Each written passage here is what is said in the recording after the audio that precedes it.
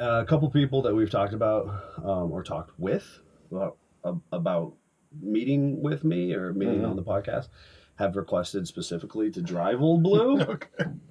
That's awesome. So the next stage of this, and you're kind of safe from this because we've got a job behind you.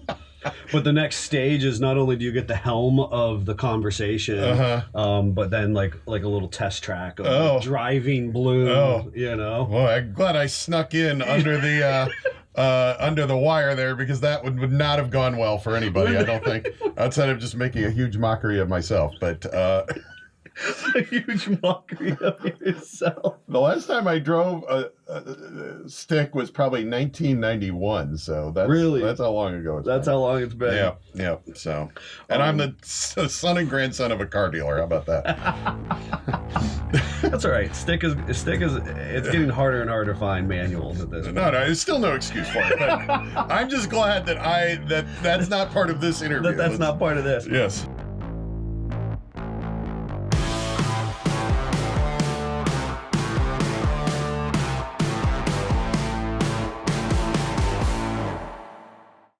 Today, we are with Patrick Shepard of the Cleveland International Film Festival. And Patrick has been a phenomenal customer of SFJ4x4 for years now. And we were actually talking earlier that you saw my sister at a how-to clinic in 13, I think? 13, 14. Yeah. That's right. And and then I know that I had the opportunity to go to an LCOR meeting, and I think I spoke at the LCOR meeting, and then shortly thereafter you were like, "Hey, let's get together and do some work." And we've just done some amazing stuff to your vehicle, and then you've had the opportunity to then go on and do like Jeep Jamboree USA's, and you've traveled because of your Jeep. We have a handful of customers who. Jeep Jamboree USA is their how they use their Jeep. That's their primary medium, and that's something kind of like you've done. But obviously, it's that's just your hobby. When I have time for it, yes. Yes. Because otherwise, you're doing what for the International Film Festival? So we present one of the largest film festivals in the United States in downtown Cleveland. Next year, it'll be the 44th Cleveland International Film Festival, March 25th to April 5th, 2020. That sounds pretty rehearsed. No, it sounds like you've said that a couple times. It sounds like yes, it is a bit of an elevator speech. We have topped 100,000 in attendance for the last several years. Which we've gone now. A couple years now. Yes. Really enjoy that. And you met filmmakers, which is the special part of film festivals. So thank you for making the trek downtown and visiting with us. Going to Tower City and growing up in Ohio, the iconic Tower City, the film festival has kind of almost revitalized an aspect of Tower City. And my wife and I had just the most spectacular vacation a independent business owner in Northeast Ohio can have by going to the film festival, staying at Tower City, shopping at the shops. So it was really contributing, giving back to a lot of people there. We stayed at one of the hotels. There's two hotels. Yeah, they're probably a Renaissance would be my guess. But thank you for your kind words, and we'll do it again in 2020. So. So as I told you when you approached me about being a guest, that you weren't going to talk much about yourself. That was quick. Yes, you really kept us on. So I am here to hijack this podcast because I think that people would be interested in learning more about your story, and you obviously intentionally put family, Simpson Family, in the name of the business that dates back to 2006. All right, so can you give us a bit of the origin story and tell us about your grandpa and your dad and how they relate? But you're the founder, of course. I am, and I appreciate that, because it was really something. Not until you said it, you were like, I didn't really think about that, because I really want to go out and capture other people's stories, and so it's kind of interesting that ours could almost slip away in that very process. So a lot of people think, and it's almost like a little bit of a struggle over the years, that my dad or even my grandfather started the company before me, and we've actually, just a fun sidebar, we're at a show in years ago, 5-6 years ago at this point. And one of the show event organizers came up and they said, is Mr. Simpson around? And I said, well, yeah, my dad and mom oftentimes come to the events. I said, yeah, they are. They said, well, we'd like to have him come and judge one of our show and shine vehicles. And I kind of had a smirk because my dad is an above average enthusiast.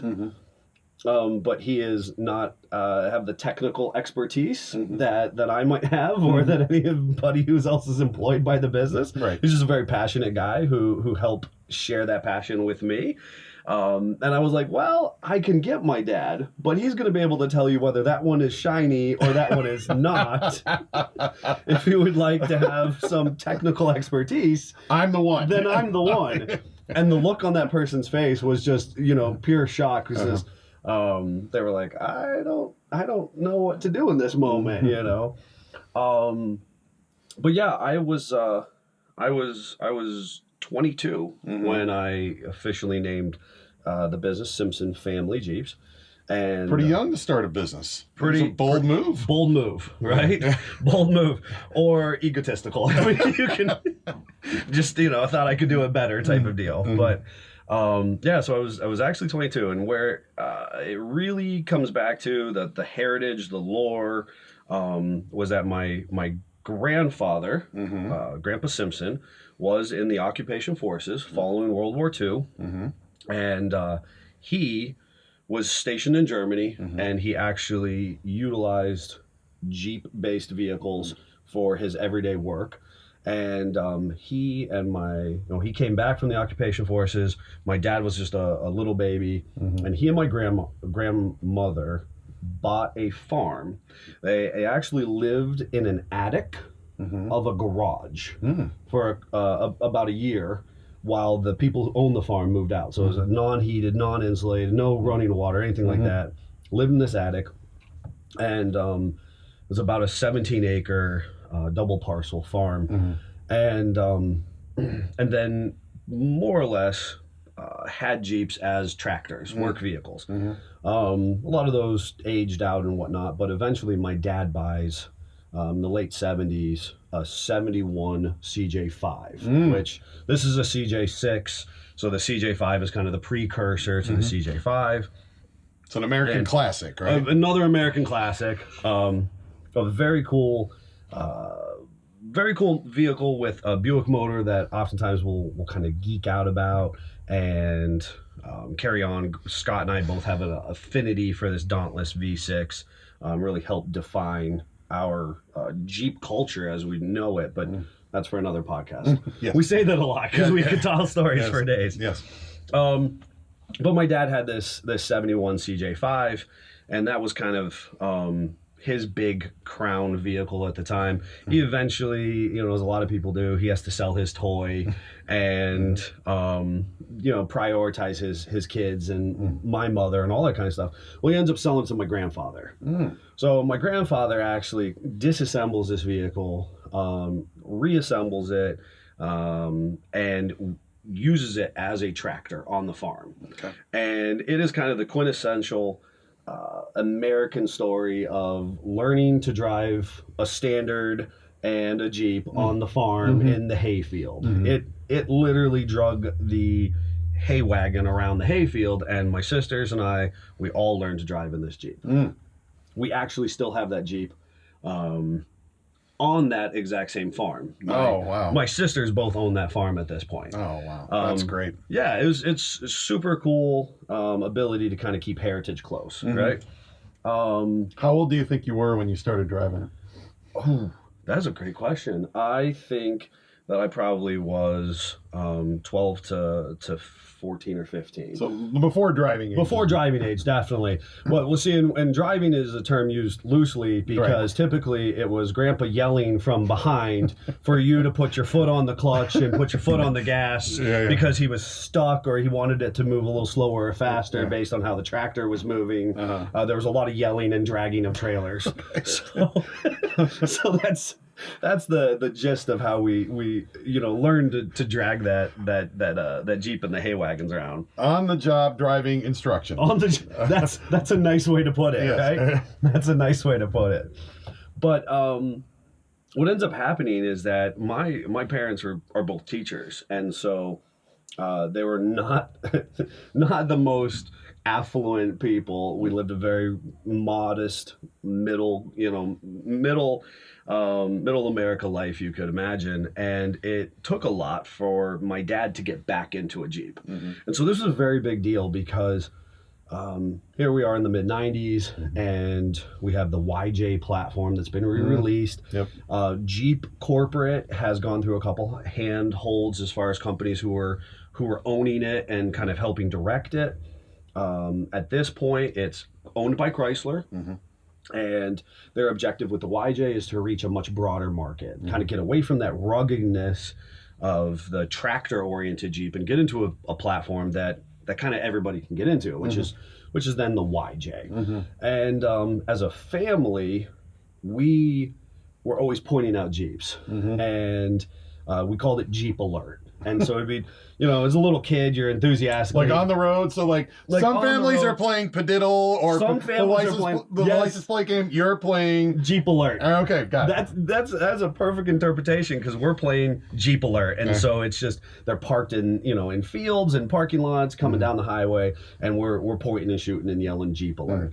And at that point in time, we owned a really rusty and falling apart S10 Blazer. So certainly nothing that's going to light anybody's world on fire. And my dad got to the point where he was able in about 97 to buy a 1995 YJ. And the thing was just, incredibly clean, beautiful, kind of a well put together, just a nice, moderate, kind of, I'll use air quotes, off-road rig, because that was not at all my dad's intention. But just bought this nice vehicle, and I want to say we bought it somewhere north of Columbus. And I still remember this great feeling that we finally had a Jeep back in our life, and that started many of very cool adventures for us. Eventually, and I should note that probably within the month, my sister and I thought it was a great idea to get my dad's Jeep. We were supposed to just run to the bank or run over to the church or something with it. Instead, we went to a undisclosed location and yes, we threw it into 4-wheel drive and we wheeled the tires off of it. And then because it was filthy, as we were like, oh, we made a bad choice. It's now filthy. So here, in our infinite teenage wisdom, we were like, oh, we should go wash it, and he'll just think we're being extra loving, good kids. How did that go? So my dad's relatively brand new Jeep, as it comes in clean, he's like, no, what did you do? He was not happy with at all what we had been doing. Was there any evidence that it had happened, or other than it being sparkling clean? No. Okay. So there's no damage. Nothing. No, but what teenager washes the car? Yes, I get it. Washes their family vehicle. I get it. Without their own volition or under their own volition. So, anyways, he's got that Jeep, and we start to do really cool things. Top off, making memory, going to get the ice cream, going to doing the yard work, doing all that kind of stuff, and we really get to kind of a sense of having a Jeep for all the very cool things that is owning a Jeep. Nothing like having the top off in the summer. Right? Nothing like having the top off in the summer, especially along Lake Erie. You get a nice cool lake breeze, cruise the beaches, all that kind of stuff. So eventually, my sister and I, probably within a few short years of that, both buy 1987 Wranglers. So pretty old, 10, 15-year-old vehicles at that point. And we buy these 87 Wranglers. Mine was a 6-cylinder. Hers was a 4-cylinder. As some people know, my sister went on. She lived in Erie. She was one of a few very influential members of a club in Erie, and she actually wheeled kind of all over the the New England, Midwest area, drug that Jeep through, up, down, in, out, all bunch of trails.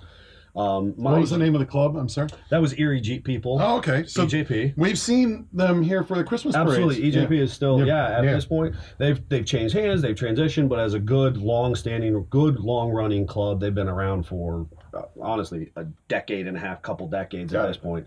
And yeah, Beth was in that club and wheeling and making great memories. I've never actually joined a club. I've always just kind of been independent. I would go and wheel with them. We wheeled a couple cool parks out in central PA, but never actually, joined into a club where she actually was joined in and active and that kind of stuff. I, on the other hand, built this monster truck of a Jeep. It was completely impractical. And is this a daily driver? It was. I mean, it's a daily driver for, a 17 to 19-year-old. So, okay. I mean, it caught on fire. It had, I don't know, a couple different transmissions, a couple different engines.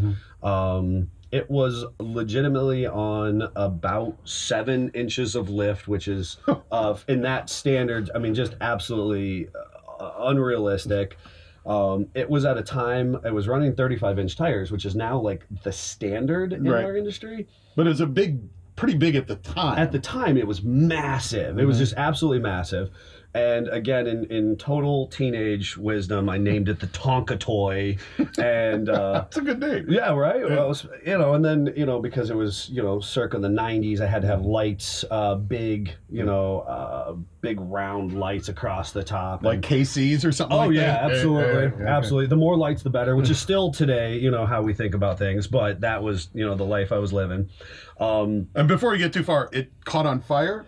Yeah, it caught on fire. But see, I learned, I'm a Jeep mechanic by the School of Hard Knocks. So it caught on fire while we were going to a concert in the Pavilion. What's Blossom Music Center? Blossom. Okay. Yeah, I was headed to Blossom, and sure enough, I was driving down the highway, and all of a sudden the windshield wipers came on real slow, and smoke came billowing up out of the dash, and that was the end of that trip at that point. Apparently, you're turning around. Well, we were dead on the side of the road. We were waiting for the tow truck at that point. Yeah, the dash wiring harness actually caught on fire. Oh, okay. And but of course, learning from the School of Hard Knocks, I actually got in there, removed the dash, cut out the wires, spliced in a whole new dash wiring harness, and I was back on the road by 3 weeks later or something. Actually, the very first Jeep that I parted out was because of that Jeep. Oh yeah. So that was a 1987 YJ, and my very first parts Jeep was a 77 CJ5, and I bought it for the motor. Okay. And we actually have that grill from that Jeep, from that very first parts Jeep. I was 17, hanging on the wall in the showroom. So just a really cool little piece. But so just this process of learning and then sharing that with my family. So at that time, my dad had the 95, my sister and I both had the 87. My grandfather, who was still alive at the time, had the farm, and he had the 71, and he had gotten really big into CJ 2As, so the early civilians. So right as soon as he would have got out of the occupation forces, the vehicle that would have been sold new in the late 40s and early 50s, he was very much involved in that. And so he had 3 or 4 of those, and so we had this fun family thing going on. And as my father, my sister, my mother, my other sister, and myself, we would take Jeep adventures. So we would cruise up and down, so from Pikes Peak in New York to Pittsburgh to Cleveland. We would drive our Jeeps kind of as a convoy together, and go putt-putting and go for ice cream and all that kind of stuff. Mini road trips. Mini road trips. Yeah, thank you. Yeah, mini road trips. So so by the time that I'm in college, and where you going to school? I was going to school. I graduated from Allegheny College in Meadville, Pennsylvania. Yep. Great school. Yeah, it is a fantastic liberal arts school, and it, of course, awarded me a ton of amazing experiences. It that allowed me to kind of endeavor into business. Probably a little too much, that it inflated my sense of self, so that by the time that I graduated, I was ready to take on the world.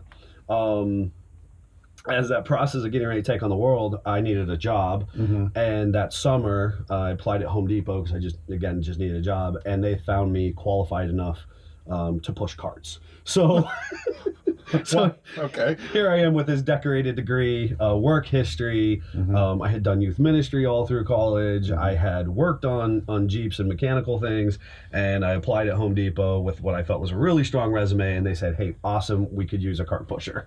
Okay. So that summer, I actually daily drove the 48 CJ2A. I daily drove that from Conneaut to Ashtabula. And then the very cool thing about Ashtabula is it has Route 11 that runs right through it. So the Home Depot sits kind of on the corner of 11. I was able to hit 11 and run right up to the beach. And my now wife, then girlfriend, was a lifeguard up there. So I had this 48 Willys Jeep that I would drive, from home to work, right up, hit the highway for a couple exits.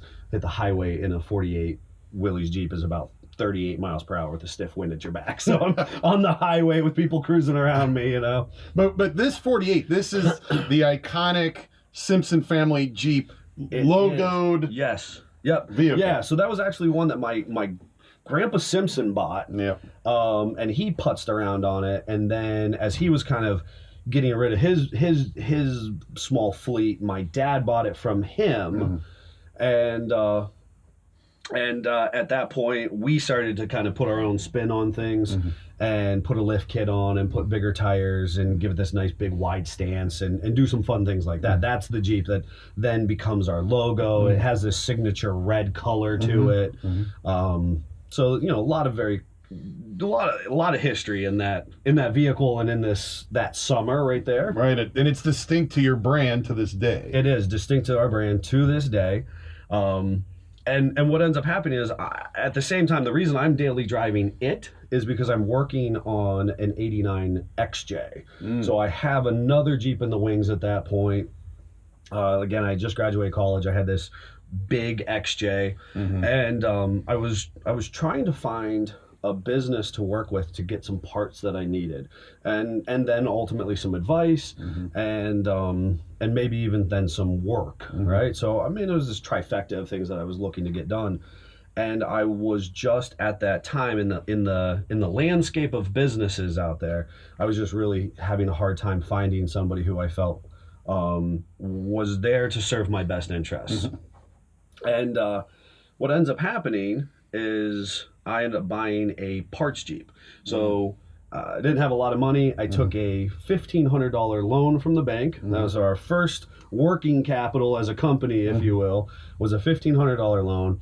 I bought a Jeep, a parts Jeep, in Columbus on eBay, actually. Oh, okay. And my dad and I borrowed a truck. We borrowed a trailer and took off to Columbus to retrieve this Jeep. I bought it because it had a great motor in it. It had a crate motor. It was documented, all these kinds of things. So I felt good that I was getting a good buy. And I spent about $1,400 on buying this parts vehicle. Well, little did I know, I get down there and I start talking with the customer, or the guy who was selling it at that point. And he said, yeah, it was a couple who were lawyers in Columbus. And this was completely a toy for them, no expense spared. And they actually had a prototype Skyjacker lift kit on it. So it was, to our knowledge, it was one of the first 50 produced lift kits of its kind. And they were in line, and they, to buy this lift kit, and it was their rock ready 4-link kit. It has a really cool truss. So it's kind of the first time we're exposed to trussing axles or reinforcing axles in our industry. And at that time, we didn't actually have long arms. And actually, sidebar, you have a really cool long arm suspension on your Jeep. Those didn't exist. Really, they had just come out in the early 2000s. By this time, we're only a couple of years into them existing. again, Skyjacker had already pushed the bounds with this mid-arm kit that they had developed. So anyways, it's on this Jeep. There's a cool bumper. There's some trim pieces. There's obviously this crate motor and transmission. And so it's got a lot of really good sellable pieces. So my intention was I was going to keep the motor, get rid of everything else, and at that point my investment would be, minimum. So I took, the good part of the operating loan, if you will, and bought the Jeep. And then the last $50, I bought a domain name. The last $50. The last $50, I bought a domain name, and and so there was this idea of, and of course I did this completely under my own volition. I remember kind of like sitting there looking at domain names and thinking, what did I want this to be, and that characteristic that family is so center for me, and then obviously it's central to how my family operates. We have a very tight-knit group, and all of the very good things that came with taking those road trips, and enjoying the Jeep life together. It kind of made sense at that point to call it Simpson Family Jeeps, kind of paying homage to those many positive attributes that my family has created for us around the Jeep brand. And seemingly people really respond well to the namesake, because they feel, and we want you to feel, that you're an intricate part of our bigger and greater Jeep family. Now, the funny thing is to have a 22-year-old come out and name it, Family Jeeps and whatnot, which is then why people often mistake and think, oh, this is there's some form of heritage. It's a legacy business. It's a legacy business, and all that kind of stuff. This was really just a guy who enjoyed sharing his Jeep with his family and wanted to then share it with more people at that point. And the business continues on for about 6 years as a hobby business. And then in 2012 and leading up to 2012, I was progressively becoming more interested in pursuing it further. And I lost my job, and that was devastating to me at the time. I was working in a more corporate environment, and was very confused about losing my job. And I had parts, because again, it was a hobby business. I had parts saved up and stored up and inventory.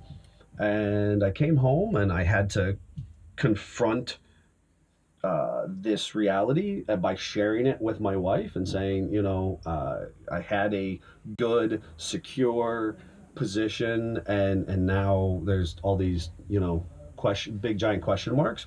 It's a tough spot. It's a very tough spot.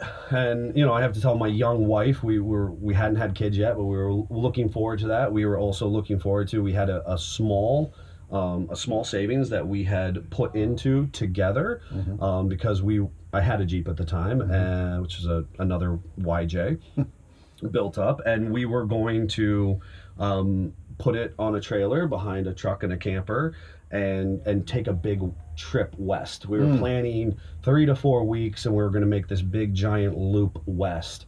And so I had to come home and face this reality and share with my wife.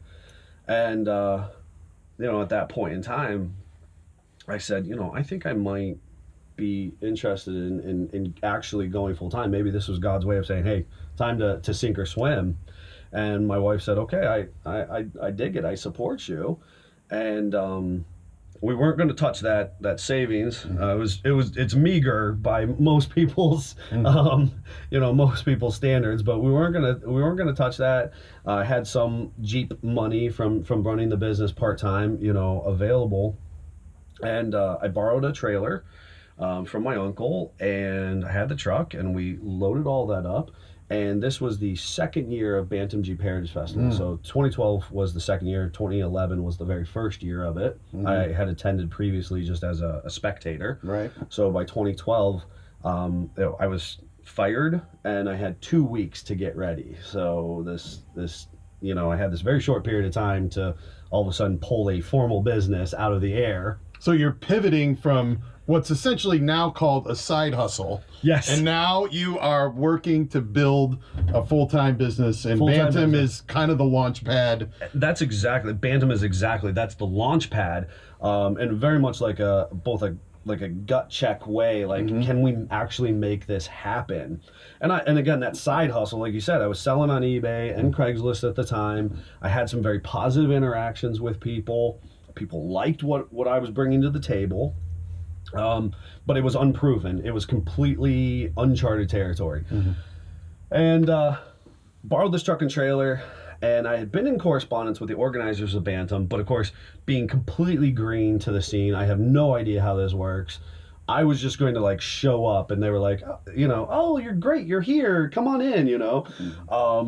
No, that's not at all how it was going to work. We spent so much time loading the trailer and trying to pull together business cards and banners and display items that my wife and I ended up pulling out of our house kind of late at night.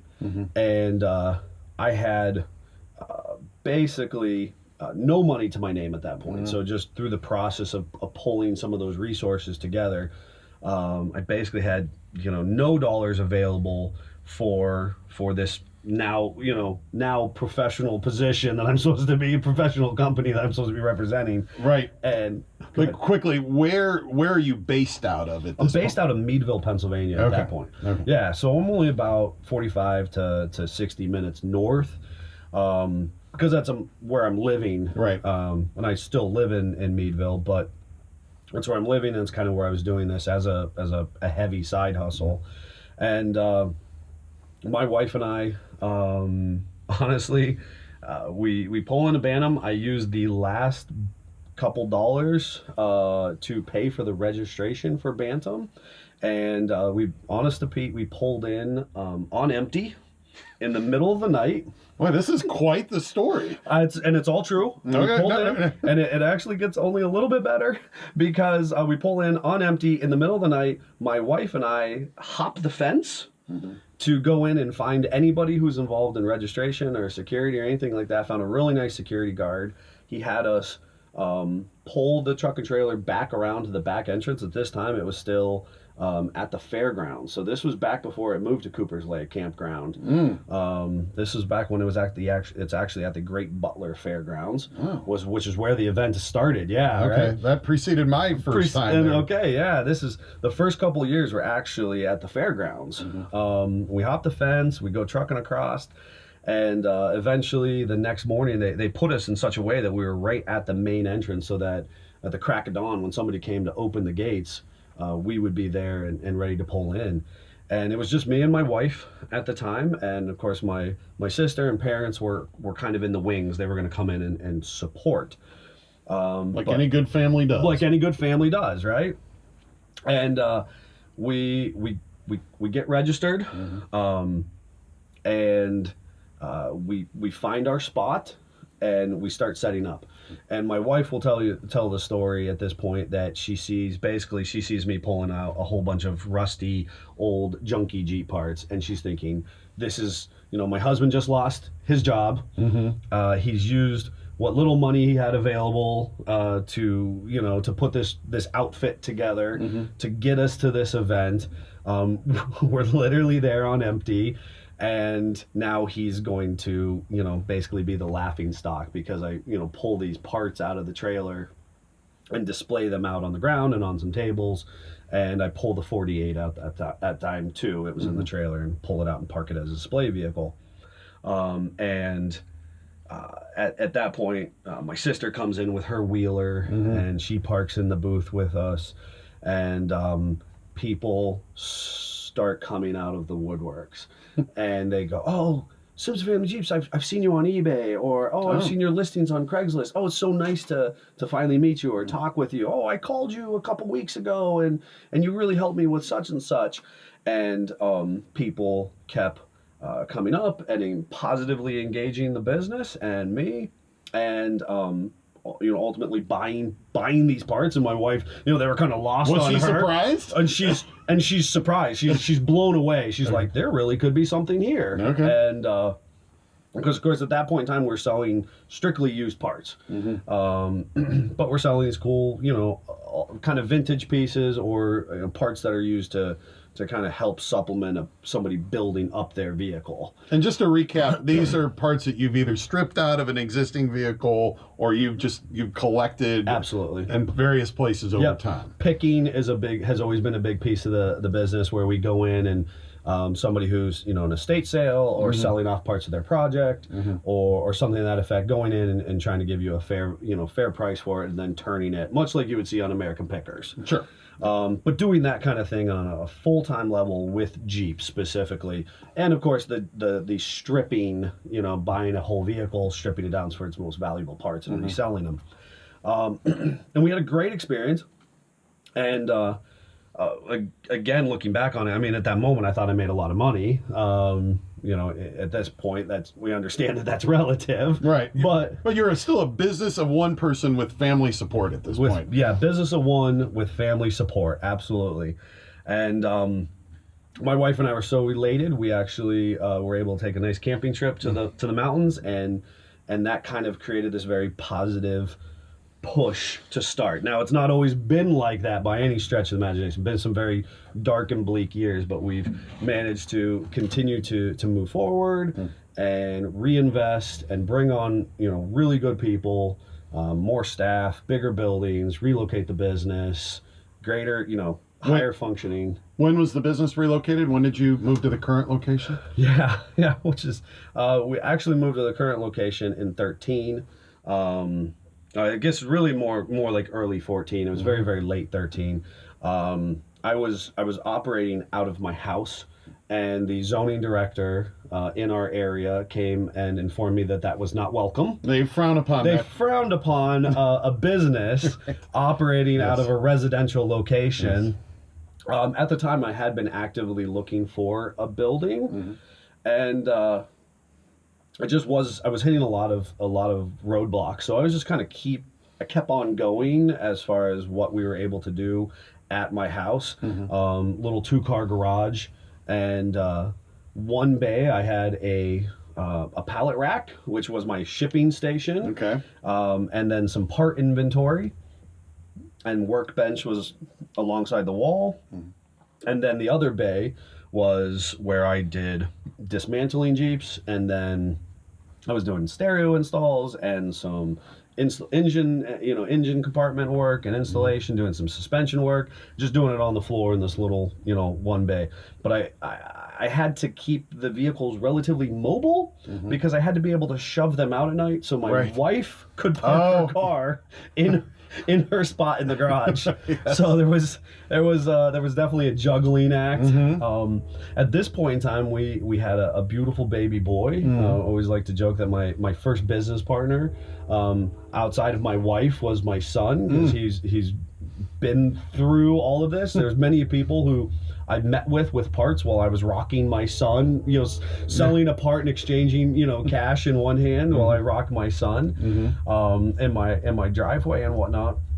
But ultimately they come and they say, hey, well, cease and desist, basically, operating this business at your residence. And I was looking at a property in Western PA, and it was a cool old go-kart track. Oh, okay. It's a couple buildings on it. Great history in the area. People had been going to this go-kart track for years and had great memories there, and it kind of fallen into disrepair. And I was really excited, and it's not all that far from my house, and I was ready to go, and went into lease negotiations for this property. The kicker was that there was about 1,000 used tires. Oh, so think of go-kart tracks back in the 80s, 90s or so. You had tire banks, like the bank, instead of going off the edge, you had tires there. Plus all the tires from go-karts that they had changed over the years and all that kind of stuff. And in the lease, we just couldn't resolve the fact that in the lease they kept making the occupant responsible for the tires. and going into it, I had already gotten warned by the local zoning director and the EPA office and all that kind of stuff that there was outstanding, you can't quite call them liens because they're not a lien on the property, but a notice on the property that these tires need to be cleaned up. That's a huge burden. It's a huge burden on a small business. Right. And ultimately ended up talking with my uncle, who's a businessman in Conneaut, Ohio, which is where I was born and raised, and all my family is. And he said, I've got a building I'm not using at all, and I will rent it to you. It's an old cold storage warehouse. There's no water, basic electricity. In fact, it had electricity for presses in it, and not even 110. There was no 110 on site. Really? It was 480. Oh boy. 3-phase 480. Okay. And he said that that I could use that building, and that's how we then ultimately relocate here. That's quite something. Yeah. Right. And then at what point did you start bringing on additional employees, and tell us how that happened? Oh yeah. So at this point in time, I had actually already had a cousin who was helping me. His name's Derek Wise, and he actually went to school at UTI in Chicago. And there was a big automotive college in Chicago, and he and I had already been working on things. And then I met Scott Brown, and eventually Scott and I start kind of part-time working on things, and kind of this is off and on while those guys were both off out on their career. And then in late 14, I was still working very much by myself in this big cavernous warehouse, and things were seeming pretty desperate. And a guy came in, and he said, "Hey, I wanna work hard. I'm not afraid of investing in tools. I want to be a mechanic. I live in the area, but I work out of town." And he said, "Will you give me a shot?" And he wrote his name and number down on a piece of paper. And of course, at this time, I had already been exposed to a lot of people who had given me their spiel. Everybody wants to work with Jeeps. They think there's something very glorious and very exciting. We're always out on the trail off-roading and all that kind of stuff. They suspend the fact that day to day, it's very much we're in the trenches working. So, and just to pause for a second. So at this point, and we're talking in 14, right? Yep, we're talking in 14. So are you doing pretty much the lion's share of the mechanical work and the business development and everything else associated with the business? Yes. Okay. Yeah. So I am man of many hats, as any small business guy will tell you, who's a start out. You're wearing all the hats, and to compound issues, I have a newborn at home. My wife is a career teacher, a very successful and decorated teacher. So she too has her own things that she is trying to accomplish. And honestly, probably one of the biggest hardships, one of the biggest challenges, was the fact that again, as a startup business, you're not making a lot of money. I stayed home and watched my son during the bulk of the day, and then my wife would come home. We'd exchange the kid. Oh, wow. And I would come up here, and I would work largely through the night. And so it was this second shift overnight, and that was tremendously challenging. I'll bet. And I appreciate their support, because that was not easy on anyone. And we had other family. My mother-in-law would come up and watch, and we did have a babysitter do once a week. And my family was doing the best they could to provide care and support. Care and support. But largely it was this juggling act with my newborn son and my wife. It was very straining, because she would work all day and have the stressors of being a public school teacher. And then she would, come home, and I would immediately hand off my child, and she never got a chance to decompress. And I had the struggles of being, the struggles and stress of having a newborn all day, hand him off, and come up and tear vehicles apart and attempt to inventory parts and meet with customers or prepare shipments.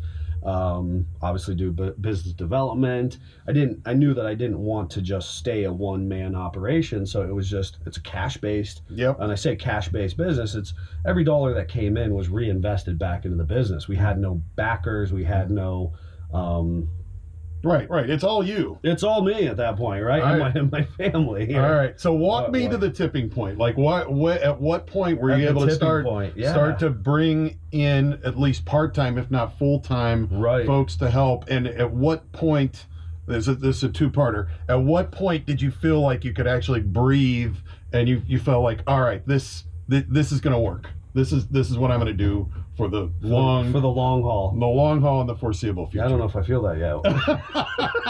I'll let you know when that okay, happens. all right, fair enough. Well, let's go up. Where's the tipping point at? When do we actually polish up? So that spring where I was talking about in 14, and the guy gave me his number and his paper. I buried that down into a vest pocket, and I was like, yeah, if I think about needing somebody else, I'll bring this guy in. And meanwhile, I had these kind of disjointed part-time employees at the point, but he's persistent, and he keeps coming back. He gave me about 3-4 weeks. I'll be honest, he gave me 3 or 4 weeks, but he's persistent. He comes back and says, well, let me help you. And he just comes in, he hangs out, and largely that's the nature of a number of the part-time guys. They were kind of, if you will, paying their due. They too wanted to be part of something a little bigger than themselves.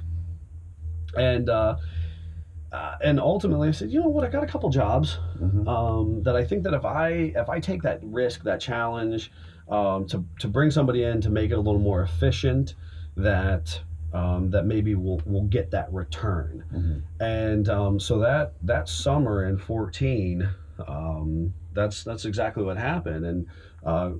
And Greg kind of comes in and joins me in a much fuller part-time capacity. And by summer 14, and he has a very cool story, but we'll tell that some other time about his on-site interview, right? Whole nother podcast, right? But by summer 14, we're back at Bantam, where we've got a couple of years under our belt as a business. And let me just throw in that was my first contact with your business. Yes. There was a session that your sister facilitated that I was there for, and that's when I first became aware. Right. And I remember there was what is it, the pack list? Yeah, it was like 30 things you should bring. You should pack in your off-road rig, and then there was a glossary of terms, a fun glossary of terms on the back. Yes, I forgot about that. Yes. Yep. Well, the beauty of both that my parents were teachers, and then my sister is actually employed full-time as a teacher, and my wife's a teacher, and all this kind of stuff. Surrounded by teachers. Great appreciation for public education, but that we genuinely want to educate and inform other people, and about processes that work, right? And I really don't have any reservation getting up in front of groups and saying, hey, this is a process that works for us. It'll probably work for you, and that's the nature of a how-to, right? Right. So we actually end up sponsoring Bantam that year, and part of that sponsorship allows us to do these how-to clinics, and we actually go in. Beth does the planning, packing your rig, 101, and I did a how-to clinic with Dana Spicer, which has always been a long-standing business or company that we like to work with. Ohio-based company. A big Ohio-based company. Yeah, absolutely. And Dana Spicer has largely been kind of interwoven with us as our trajectories, because a whole other podcast, I was a huge pain. I was like a fly in the ear of a couple of these people, just constantly calling up and down the chain of command anybody who would pick up their phone, because I'm out at these shows and I'm going, hey, I'm selling your U-joints, and nobody's there to talk about them, to demonstrate, to sponsor. Jeep and Dana Spicer have been intertwined since the very creation of the vehicle. So So 14, we actually bring that to fruition. I do a how-to clinic, and a rep by the name of Randall Spear. He comes in and kind of plays a support role. And then my sister does a how-to clinic, and both those clinics are just packed full of people. And we all of a sudden generate a tremendous amount of interest. We meet or have that initial point of contact with a bunch of our current customers. And they kind of go I was back one to of them. that summer. Yeah, you were one of them. And we kind of go back and say, okay, that was definitely one of the tipping points, right? And that we were able to kind of use that momentum to come back in and to do some more formal work. Eventually, probably within a year and a half, Greg comes on full time. Great. Shortly thereafter, Scott comes in full time. At this point, I'd actually hired another part-time guy, a heavy part-time, another Scott, who has become a little bit of our face online. He's inserted in a lot of Jeep social media sites, and he helped with the website development, and so we kind of keep this machine churning, and then again kind of hit what I would call an additional tipping point in July of 18. So which then has kind of propelled us forward. We've expanded, we added another lift, we've added the showroom, the 24 foot showroom. We have some product on display and on hand. We're able to then bring in our current videographer and editor, and she's taking over some of the website responsibility. So we're just kind of continuing to reinvest and keep that machine moving forward. All right. And you did Toledo Jeep Fest in 2019. Absolutely. Yep. Toledo Jeep Fest came back for its second go around. It took a year off, but came back around, and we were happy to come in and play a role in that. And we're planning to make sure we make that a priority stop for us in summer 2020.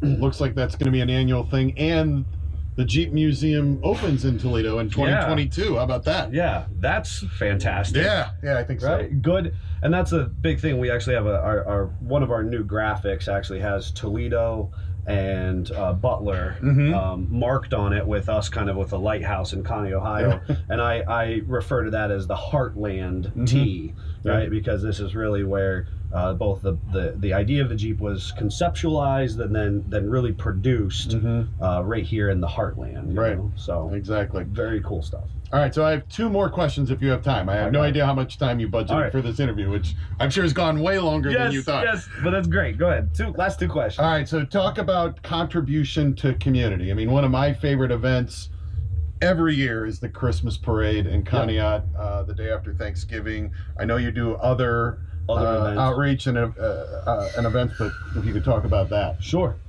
So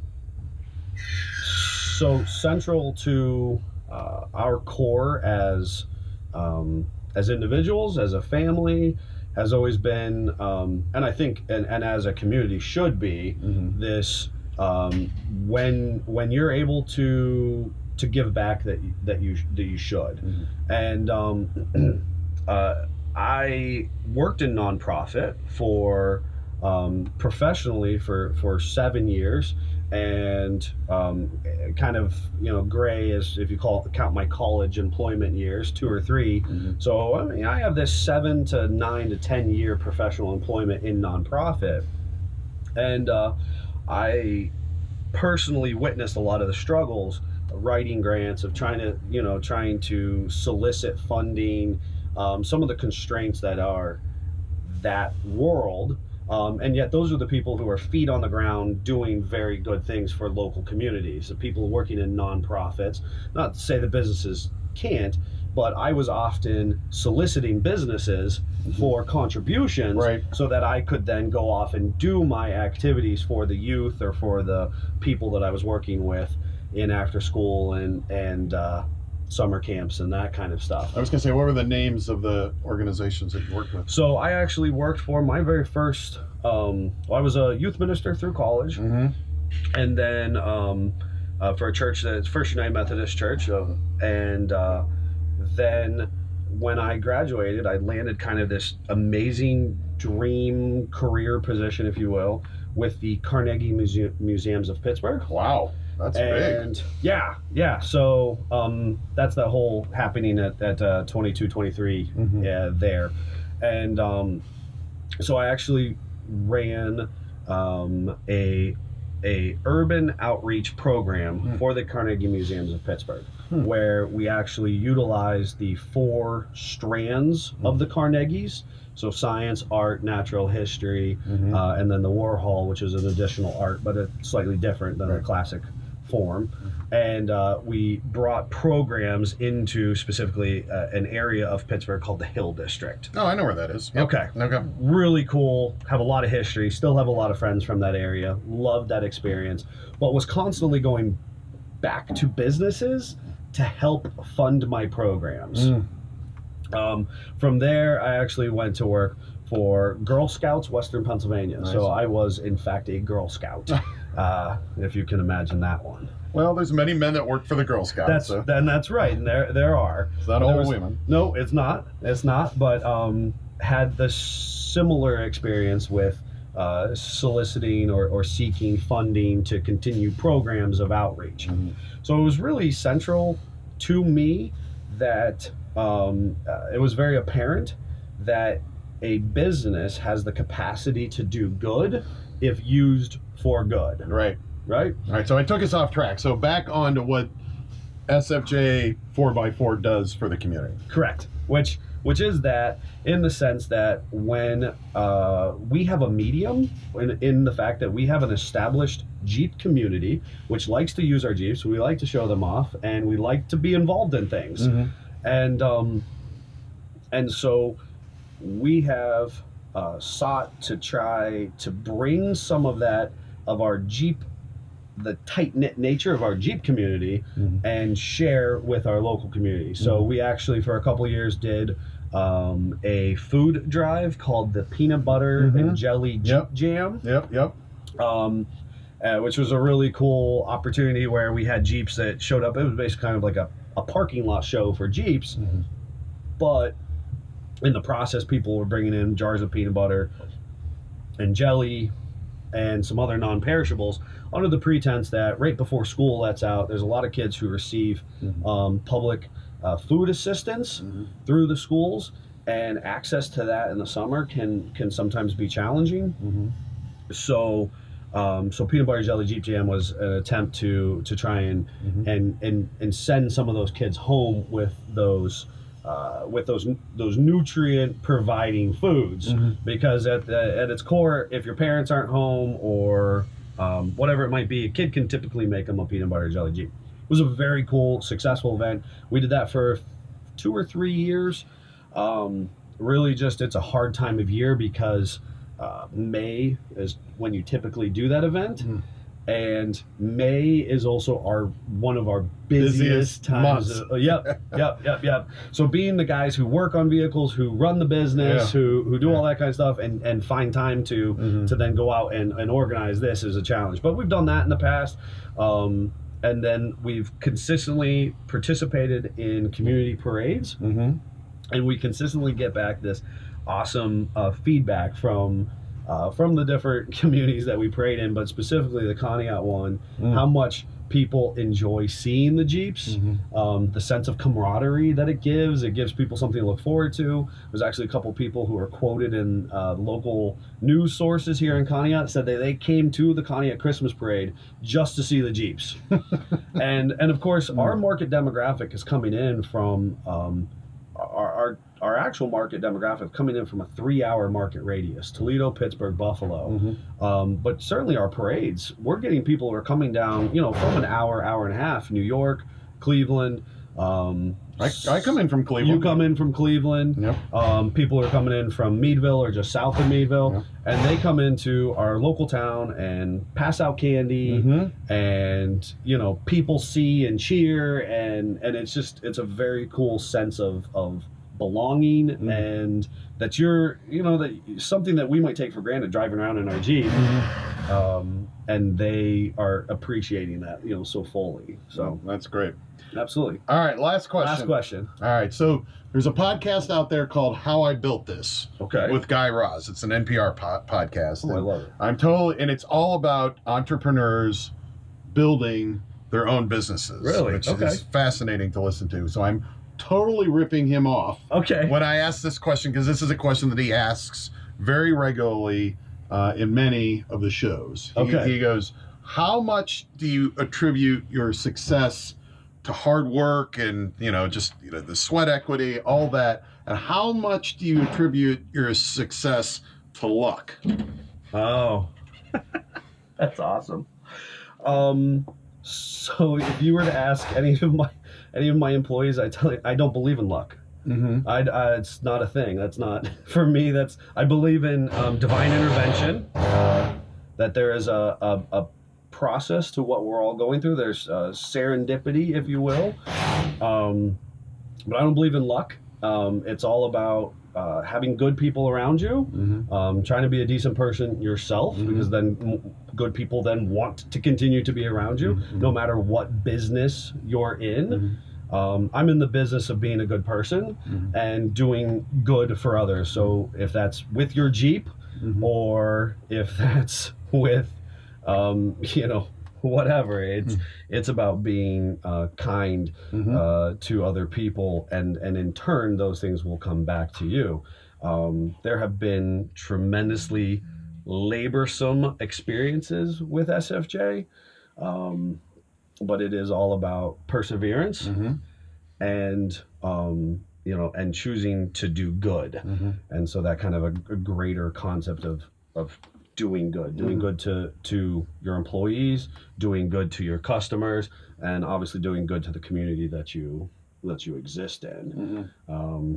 Which I'll say that is one of the main reasons why I drive from Cleveland to have you take care of my Jeep, because I you set the example. You've got a great team, and it's always I'm happy that we crossed paths. And I really appreciate that, because that's and we have other customers like yourself, and I in business talk I call it the value added experience. It's not just a financial transaction. It's not just a cross-the-counter transaction. We utilize the process of educate, document, make the customer happy. So we have these business talk pieces that I could pull out and whatnot. But it's the process of doing good. And what does that mean? For your relationship with your partner, with your employees or your coworkers, and then as the greater conversation within your community. So. Indeed. That was super cool. All right, so you were the man for the job. Well, I just figure people are more interested in your story than mine. I don't know. I've enjoyed just over the years getting to know you more, and you've been able to bring us more into the International Film Festival in Cleveland, and certainly not something that I was aware of before. And for Scott, I mean, for he and his wife to attend, as you've invited us out before, it was like this big crowning moment, and they were exposed to cultural aspects of Cleveland that they had never known before. So you in your own right have given back to us. So don't think it's one-sided here. No, I'm heartened to hear it. That's very right. Kind of you to say. That's awesome. All right. Well, I appreciate this. That was fantastic. All right. Yeah. Is there anything else you want me to ask you, or do you think that is great. Okay. That is awesome. You were the man.